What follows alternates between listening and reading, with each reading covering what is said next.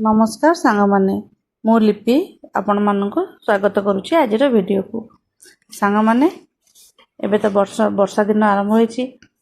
आपण माने वर्षा दिन में पश्चिम ओडिशा रे गोटे बहुत भल जिनस मिले जोटा कहते बाउंसर कड्डी चलतु आज से कड्डी रे गोटे सिंपल रेसिपी बनाइबा कड्डी भजा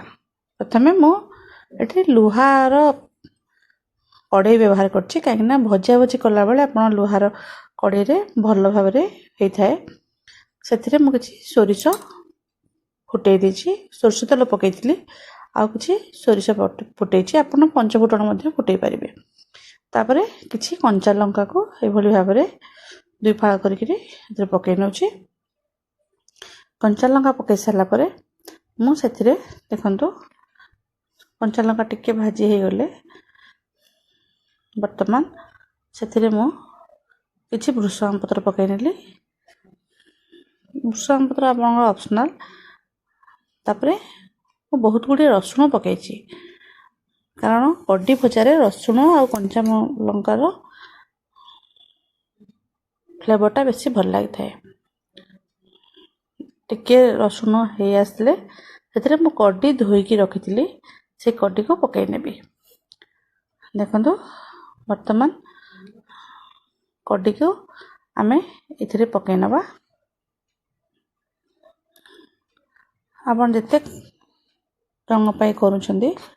से हिसाब रे आपण पकेबे मु आज जो कड्डी भाजथिली आपण 3 जन खाइले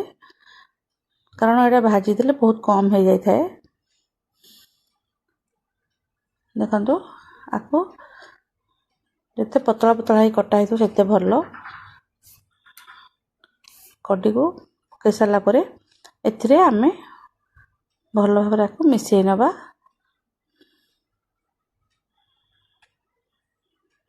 एभल भाव में भलसे मिसई नबा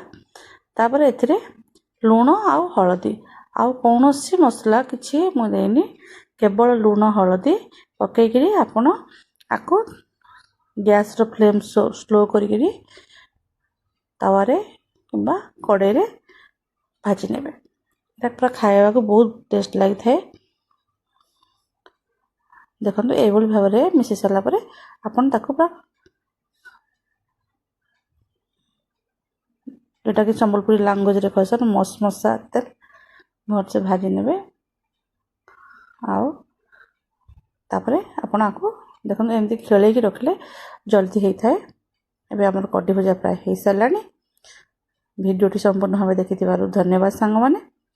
नमस्कार भल लागुथिले लाइक करिवे शेयर करिवे सब्सक्राइब करिवे